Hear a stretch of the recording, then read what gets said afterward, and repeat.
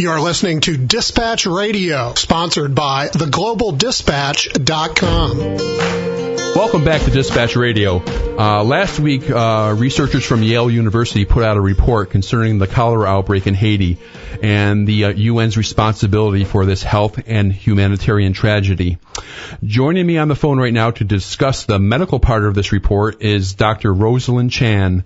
Dr. Chan was one of the team members from the Global Health and Justice Partnership at Yale School of Public Health. Hi, Rosalyn. Welcome to the program. Hi, thank you for having me. Yeah, well, let me begin with a little summary of what happened, then I want you to chime in. Okay. All right, so we're looking at January 2010.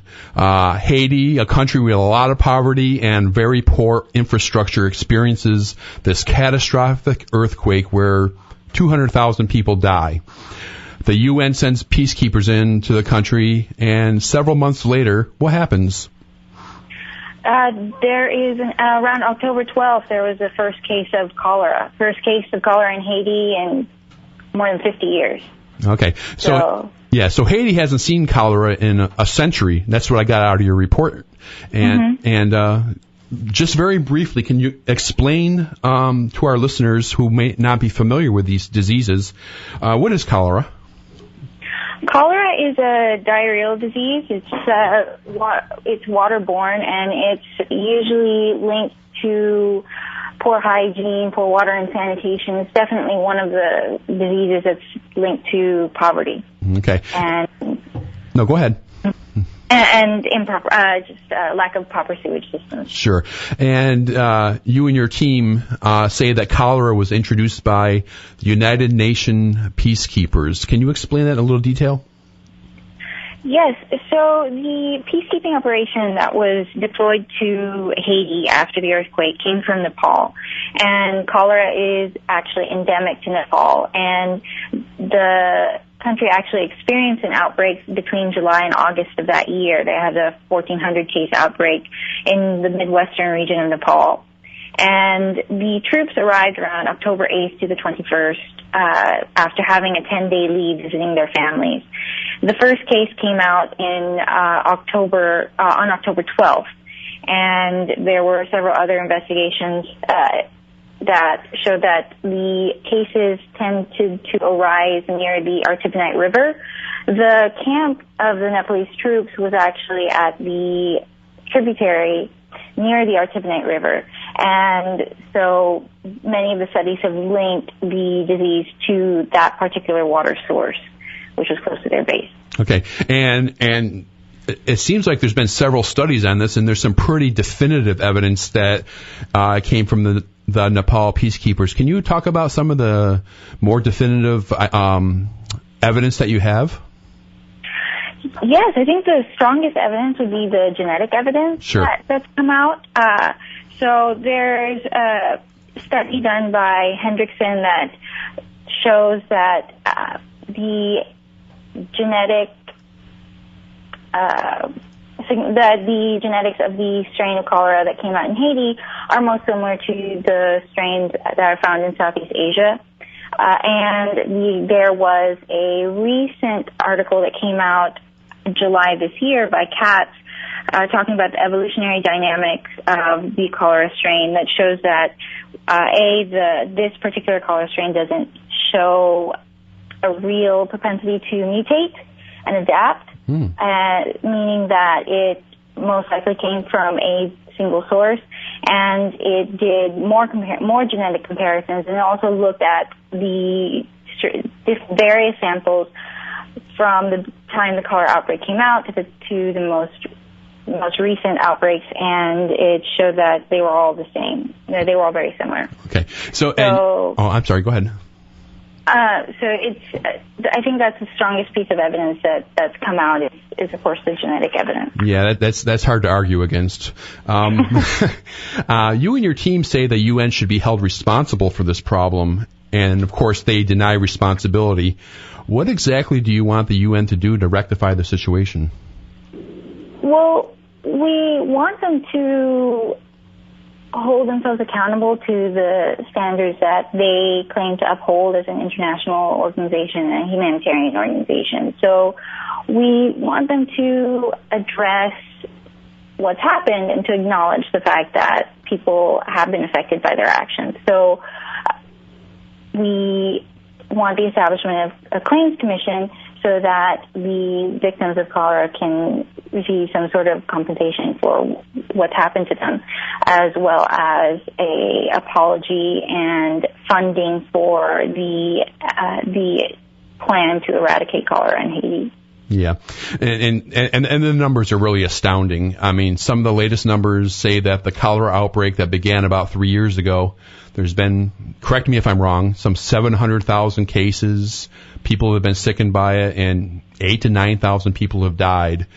And the amount of cholera that's coming out of Haiti accounts for half of the cholera worldwide. And if I'm wrong, please correct me. Okay. In the report that you write that the outbreak is expected to last another decade, I mean, does this poor country need something like this? And how did you come to this conclusion? We looked at studies that estimated the amount of time it would take to get rid of cholera in the water system. So that's where we got the 10-year estimation. Is we looked at other studies where people looked at how long it would take to clean up the water system, because the only way to get rid of cholera is actually is to clean up the water system. And so that's where we got the 10-year estimate. And no, the country has suffered so much since the earthquake, sure, and they're still trying to recover. And it's very hard for the country to get back on its feet if every time it rains there's this outbreak of disease, and with funding running out as funding does with a lot of these humanitarian organizations, they're struggling to treat the cases that are coming out. And it's a very simple treatment. It's just rehydration, but when we were in Haiti and we visited we visited a cholera treatment center, and we talked to some of the different organizations that are there, the different NGOs. It's just this constant cycle that if people are falling ill every time that it rains, it's kind of hard to rebuild. Yeah, so I take it like when Hurricane Sandy came by, there must have been another surge of cholera? Yes, I think Doctors Without Borders and Partners in Health, they released a campaign when they expected right before the rainy season hit this year, asking for funding and donations because they expected there to be another spike. Yeah. So, Rosalyn, has anybody come out and try to contradict your study? Yes, there really? Was a article by there's an article by Rita Caldwell that talks about environmental factors, and the most recent article is one by Jutla et al. Talking about environmental factors influencing epidemic cholera. Mm-hmm. So and then there was another study by Hassan et al. Where cholera was a part of it that also talked about another strain that was found that could possibly be native to Haiti. That was not the strain that was linked to Southeast Asia, and how because of the earthquake and different environmental factors, it was a breeding ground that would have encouraged an epidemic. So there have been studies. But with every study that comes out that says that there are so many different things that could have possibly created this circumstance, there are just as many studies coming out saying that that's not the case. Yeah, I can recall I did a story for another website back in 2011. I guess when one of the first studies came out, speculating that this came from Nepal, and I got a lot of, let me say, adverse comments from Nepalese people. So it was an interesting situation. And my last question is more of a legal question, so I'll see if you can handle that. Is there any legal recourse for the Haitian people? Well, the Claims Commission that we are pushing for is actually in the Status of Forces Agreement that was signed between the UN and Haiti. So there actually is a setup for people who are victims of harm as a result of peacekeeping operations to file suits or to have their claims heard. So and cases have been filed. IJDH and BAI have filed a case. They filed one in November of 2012, 2011, and they actually received a reply from the UN in February of this year, and stating that the claims were unreceivable. And so there are means, and there are people trying to make those make what's in these documents happen. Yeah. So yes. Short answer is yes. There is a way for the Haitian people and the Haitian community to try and have their voices heard and have these voices heard in court. Well, that's a little sign of hope. This country has gone through so much, and it's hard to believe that our international governmental agencies are so turning a blind eye to all this. Dr. Rosalyn Chan. Rosalyn, thank you for joining us on Dispatch Radio, and thank you for giving us your expertise, and thanks for the good work you've done.